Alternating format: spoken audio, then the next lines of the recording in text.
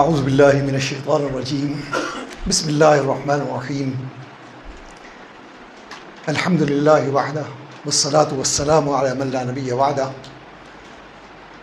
رب اشرح لی صدری ویسر لی امری واحلل عقدۃ من لسانی یفقہوا قولی صدق اللہ العظیم۔ حضرات اساتذہ کرام اور طلباء عزیز، سب سے پہلے نبی کریم علیہ الصلوۃ والسلام نے فرمایا کہ جس نے بندوں کا شکر ادا نہیں کیا اس نے حق تعالیٰ کا کہ شکر کا بھی حق ادا نہیں کیا۔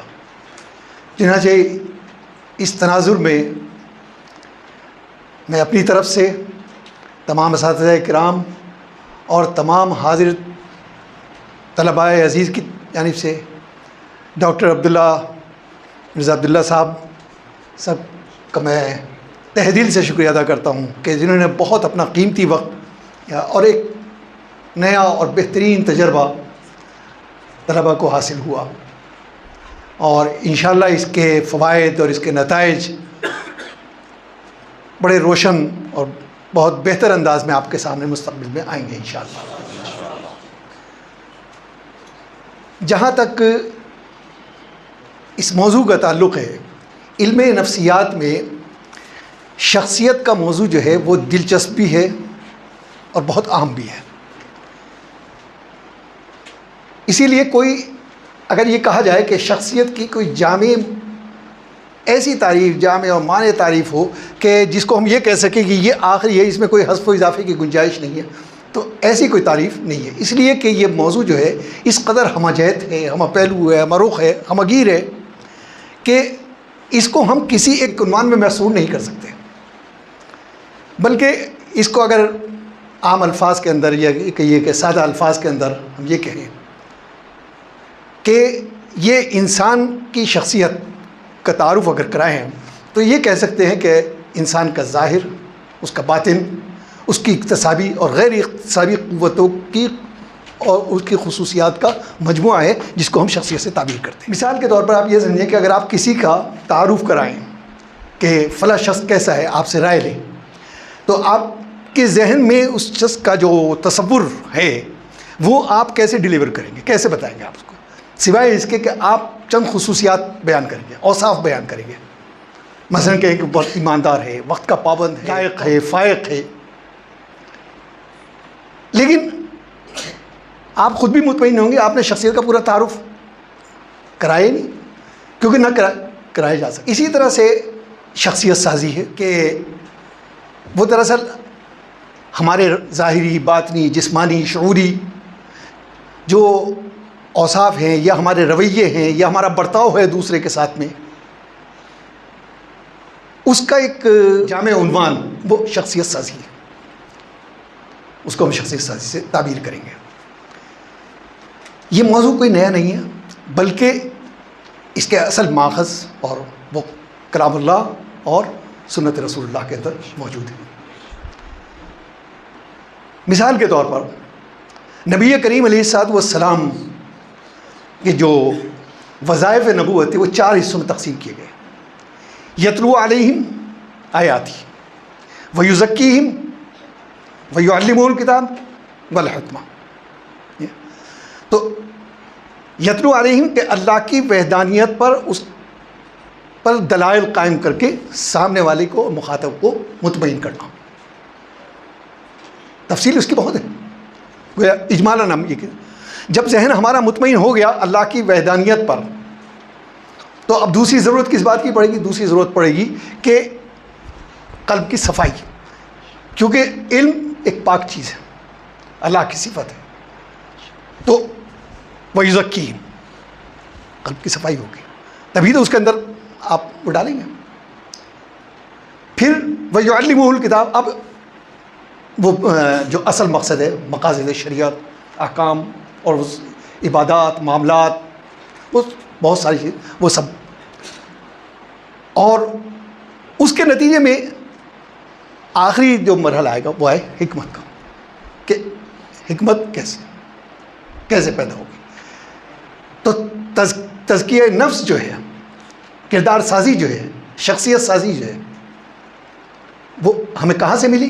ہمیں مثلاً احادیث کے اندر کہ نبی کریم علیہ الصلوۃ والسلام نے یعنی احکام جہاں بانی سے لے کر اور استنجے تک کے احکام کو بیان کیا گیا.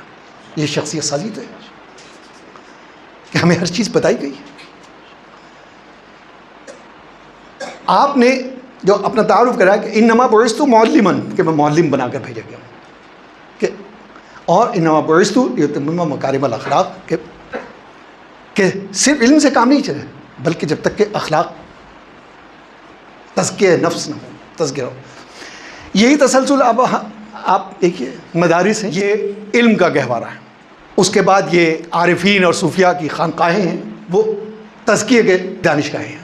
اور سکھایا یہ جاتا ہے کہ معاملات کیسے کریں گے آپ. بیع و شراء ہے، نکاح و طلاق ہے، ازدواجی معاملات ہیں، کاروباری معاملات ہیں، ایک ہمارے تعلقات اپنے ان کے ساتھ میں کیسے ہیں، ایک دوسرے کے ساتھ میں، وہ ساری چیزیں جو ہے وہ شخصیت سازی کے یا کردار سازی کے ذیل میں آتی چلی جائیں گی.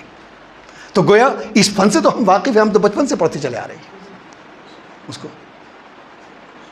اسی کا نام مطلب پھر حکمت ہے کہ کلموا علی قدر عقولہم، کہ آپ اس کے مخاطب کے فکری سطح کو، اس کے مستویٰ کو سامنے رکھتے ہوئے بات کریں.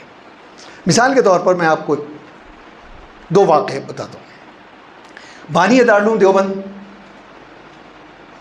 حضرت مولانا قاسم نانوت بھی اسی دور میں شاملی کے ایک علاقے سے ایک پنڈت جی رہا کرتے تھے جو آریہ سماج کے پنڈت تھے، اور اپنے علم و فن میں وہ سمجھیے کہ اپنی قوم کے مرجع خلائق تھے، بڑے عالم فاضل تھے، گیانی تھے. ان کو بڑا اشتیاق تھا کہ میں مولانا قاسم نانوتوی سے ملوں. اتفاق کی بات کہ مظفر نگر میں کسی مرحلے پر کسی موقع پر ان کی ملاقات ہو گئی. قیافہ شناس بھی تھے. صرف قیافہ شناسی سے انہوں نے یہ اندازہ لگایا کہ یہی مولانا قاسم لگتے ہیں مجھے. چنانچہ ان سے کہا کہ آپ مولانا قاسم ہیں؟ تو فرمایا کہ مولانا تو نہیں، بس قاسم ہوں میں. کہا کہ اب یہ یقین ہو گیا کہ آپ ہی قاسم ہیں، اس لیے کہ آپ کے جو اوصاف بتائے تھے اس میں یہ بھی بتایا تھا کہ آپ اپنے آپ کو مستور رکھنے کی کوشش کرتے ہیں. اب انہوں نے ایک سوال کیا کہ یہ سوال میں نے کسی سے نہیں کیا، صرف آپ ہی کے لیے میں نے رکھا کہ اس کا جواب آپ ہی دے سکتے، کوئی نہیں دے سکتا. اور سوال انہوں نے کیا کیا کہ آپ لوگ یہ دعویٰ کرتے ہیں کہ اللہ تعالیٰ کے یہاں ایک کتاب ہے جسے لوح محفوظ کہتے ہیں. اس لوح محفوظ کے اندر عرش سے لے کر کرسی تک اور پھر 7واں آسمان اور زمین اور کائنات اور بحر و بر اور پہاڑ جبل، ہر چیز کا ذکر موجود ہے. کوئی چیز، کوئی ذرہ کائنات ایسا نہیں ہے کہ جس کا ذکر اس کے اندر موجود نہ ہو، حتیٰ کہ پتھر کے جگر میں پلنے والے کیڑے کی حرکات اور سکنات اور اس کے بھی اس کا ذکر موجود ہے. تو پہلے بات ہے کہ عرش اور کرسی ہی، پھر 7واں آسمان، پھر سارے عالم، بے شمار عالم ہے. سوال یہ پیدا ہوتا ہے کہ اگر ہم اس کو ایک کتاب کی شکل میں دیکھ رہے ہیں تو اس کا حجم کیا ہوگا، اور ہم اس کو اگر اس کے کاغذوں کو پھیلائیں، اس کے صفحات کو پھیلائیں، تو زمین، آسمان، کائنات سب کا احاطہ کر لے گا، کیونکہ اتنا تو اسی میں آ سکتا ہے. اس کا حجم کیا ہے، وہ بڑی کتنی ہے. اب یہاں پر وہ کلموا علی قدر عقولہم، اگر اس کو احادیث سے، قرآن سے وہ سمجھاتے تو وہ نہیں سمجھ سکتے، کیونکہ وہ اس پہ ایمان نہیں رکھتے. انہوں نے پوچھا کہ پنڈت جی آپ کی عمر کتنی ہے؟ کہا کہ میری عمر کوئی لگ بھگ 75 سال ہے. کہ اس 75 سال میں ہزاروں واقعات آپ کی زندگی میں گزرے ہوں گے، کیونکہ ہر لمحہ، کوئی زندگی کا کوئی لمحہ ایسا نہیں ہے کہ جب پر ہم پہ کوئی کیفیت نہیں گزر رہی ہے. ہر لمحہ گزر رہی ہے اور متغیر ہے، وہ آ رہی ہے، ہم پہ گزر رہی ہے اور ماضی کا حصہ بنتی جا رہی ہے. یہ انسان کی تو لاکھوں واقعات ہوتے ہیں. اگر آپ سے یہ کہا جائے کہ آپ کو یاد ہے وہ، کہا کہ میری یادداشت بہت مضبوط ہے، ابتدا کے 7 سال چھوڑ کر باقی زندگی کے تقریباً 70 برس کے واقعات مجھے یاد ہیں، اور میں اس کو اگر ذرا سا ذہن پہ زور دوں تو بہت سارے واقعات بیان کر سکتا ہوں. پوچھا کہ یہ محفوظ کہاں ہیں، یہ 70 برس کے واقعات یہ کہاں ہیں؟ کہا کہ میرے دماغ میں. میں نے کہا کہ دماغ کے کس حصے میں؟ دماغ میں بہت ساری چیزیں ہیں.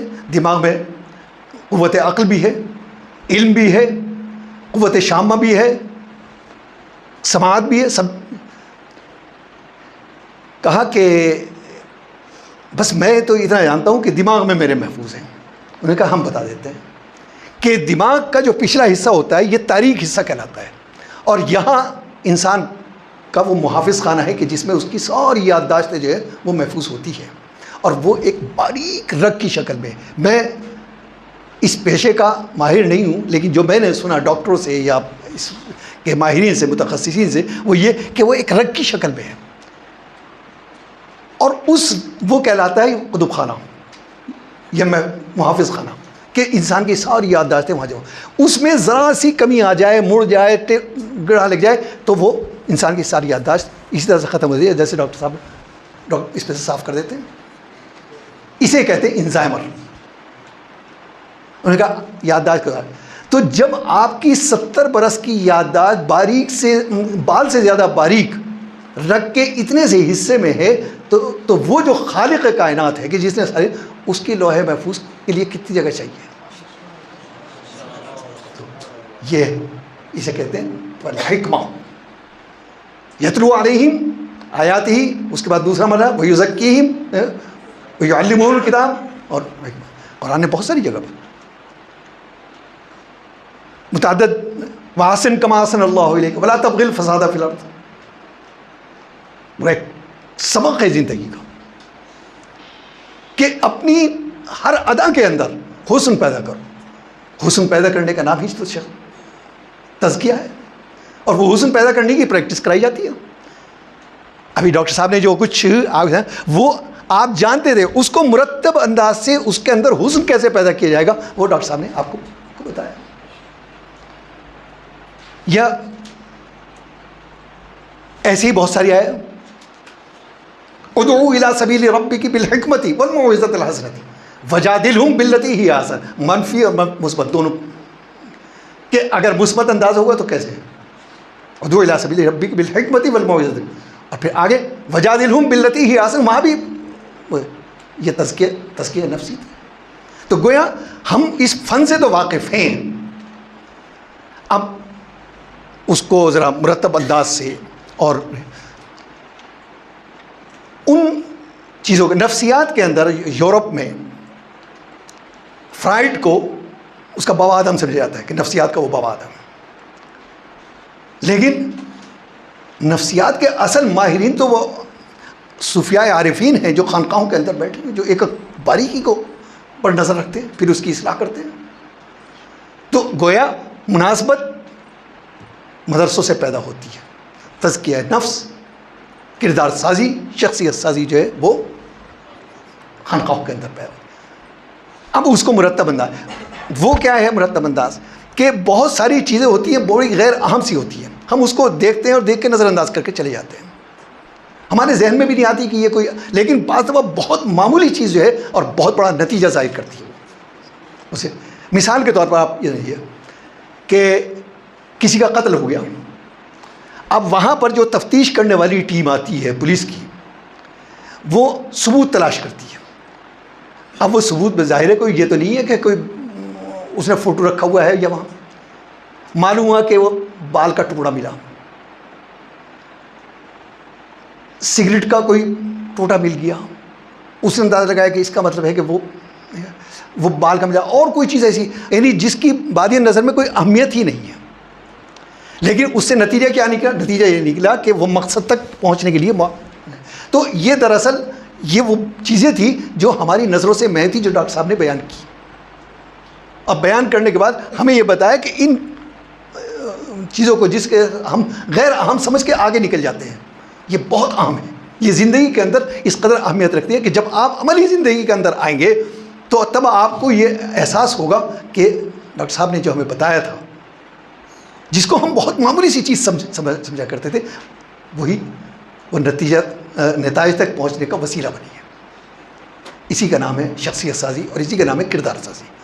تو بہرحال منشا جو ہے وہ یہ کہ اس سے مناسبت تو آپ لوگوں کو سمجھیے کہ اس وقت سے ہو جاتی ہے جب آپ قائد نورانی کے بعد قرآن شریف کا آغاز کرتے ہیں، چاہے آپ اسے سمجھیں نہ سمجھیں، لیکن مناسبت وہاں سے پیدا ہو جاتی ہے، کیونکہ کوئی عمارت بنانے کے لیے پہلے بنیاد کھودی جاتی ہے، بنیاد کے بعد پہلی اینٹ رکھی جاتی ہے، وہ اب پہلی اینٹ تو رکھی گئی، اب عمارت. تو آج کا دور کیونکہ ہے تو مرتب انداز سے آپ کے سامنے بہت ساری چیزیں آئیں. اب ضرورت اس بات کی ہے کہ آپ نے یہ نہیں کہ جب تک ڈاکٹر صاحب نے بیان کیا آپ نے بڑی دلچسپی کے ساتھ، بڑی دل لگی کے ساتھ، بڑی دل جمی کے ساتھ آپ نے اس کی یعنی سمجھیے کہ جو تعبیرات تھی اس کو بھی اور عملی طور پر بھی اس کے تجربات سے گزرے، یہ نہیں بلکہ اب آپ یہ سوچیں کہ اس کو عملی زندگی میں اس کو نقش حیات بنا کر آپ آگے بڑھیں انشاءاللہ. کیونکہ جیسا کہ ابھی ہمارے مفتی سجاد صاحب نے بھی فرمایا کہ جب آپ عملی زندگی کے اندر آئیں گے تب آپ کو یہ احساس ہوگا کہ ہم نے کیا پایا ہے،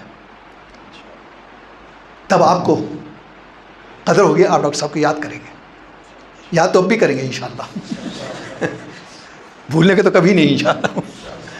تو بہرحال یہ ایک بہت ہی مثبت، بہت اچھا، کیونکہ آج دیکھیے ہر دور کے اپنے کچھ تقاضے ہوتے ہیں. آج کے دور کے تقاضے ہیں یہی کہ ہاں ابھی مجھے یاد آیا وہ حکمت پر میں نے آپ سے کہا تھا کہ دو باتیں ہوئی. ایک حضرت نانوتوی کہ یہ حکمت کیسے پیدا ہوتی ہے، یہ اس تجربوں سے گزر کر پیدا ہوتی ہے. حضرت امام ربانی شیخ احمد سرہندی کے بیٹے ہیں، شیخ معصوم احمد سرہندی. اورنگزیب رحمۃ اللہ علیہ اور ان کے بھائی دارا شکوہ دونوں ان کے معتقدین اور ارادت مند ہیں. ابھی یہ صاحبزادگی کے دور میں ہے، شاہجہاں کا دور ہے، بات اعلیٰ حضرت جو ہے وہ شاہجہاں ہیں. یہ دوڑ چل رہی ہے کہ تخت و تاج جو ہے وہ کس کے حصے میں آ رہا ہے. تو دارا شکوہ پہنچتے ہیں شیخ معصوم کے پاس، وہ چارپائی پہ بیٹھے، تکیہ لگا ہوا، تو شہزادے کے احترام کے اندر وہ کھڑے ہو گئے، مصافحہ معانقہ ہوا، اور اس کے بعد کہا کہ تشریف رکھیے، سرہانے کی طرف، تکیے کی طرف اشارہ کیا. بہرحال ان کا احترام، شہزادے تھے. کہا کہ یہ کیسے ہو سکتا ہے حضرت، میرا مقام تو یہی ہے بایتی، آپ تشریف رکھیے. بیٹھ گئے. کہا کہ کیسے آنا ہوا؟ کہا کہ حضرت دعا کے لیے حاضر ہوا، دعا فرمائیے کہ اللہ تعالیٰ مجھے یہ تخت و تاج نصیب فرما دے. کہ اچھی بات ہے، دعا کریں گے. اس کے ٹھیک 3 دن کے بعد اورنگزیب رحمۃ اللہ علیہ پہنچتے ہیں. چنانچہ اس وقت بھی وہیں بیٹھے ہوئے، وہ کھڑے ہوئے، مصافحہ ہوا، معانقہ ہوا، اور اس کے بعد کہا کہ تشریف رکھیے. اورنگزیب نے 1 سیکنڈ کے لیے سوچا، فوراً بیٹھ گئے. اب صورت یہ ہے کہ اورنگزیب سرانے بیٹھے ہوئے تکیے لگا کے، اور وہ بیٹھے ہوئے ہیں پایتی. پوچھا کہ کیسے آنا ہوا؟ کہ کہا کہ تخت و تاج کے لیے. کہا تخت تو دے دیا ہم نے تمہیں. یہ کیا تھی؟ یہ حکمت تھی. دارا شکوہ کے مزاج پر ادب کا غلبہ تھا اور ان کے مزاج پر حکمت کا غلبہ تھا. اور وہ حکمت کا غلبہ اس لیے تھا کہ وہ تزکیہ نفس کے مراحل سے گزر چکے تھے، کردار سازی کے مراحل سے گزر چکے، تو اس سے حکمت بھی پیدا ہوتی ہے. تو انشاءاللہ اللہ تعالیٰ آپ کے علم و عمل میں بھی برکت عطا فرمائے اور آپ کو اس سے بھرپور فائدہ اٹھانے کی توفیق بھی عطا فرمائے. بہتر سے بہتر جو بھی ہو وہ آپ کے لیے کیا جائے. اور یہ بھی اسی کا ایک سلسلہ ہے، محاضرات ہیں، اور انشاءاللہ مستقبل میں بھی اسی طرح سے ہمارے عزائم ہیں. اللہ تعالیٰ ہر طریقے پر عافیت اور خیر کا معاملہ فرمائے. بس ہماری محنتیں تو اس وقت وصول ہوں گی کہ جب آپ ایک نگینہ بن کے آسمان علم و عمل پر چمکیں گے اور ہمیں محسوس ہوگا اور ہم فخر سے کہہ سکیں گے کہ یہ دارالعلوم وقف کے ابنائے قدیم ہیں. انشاءاللہ یقین اللہ کی ذات سے. انہی چند باتوں پر اپنی طالب علمانہ بات ختم کرتا ہوں. وآخر دعوانا ان الحمد للہ رب العالمین.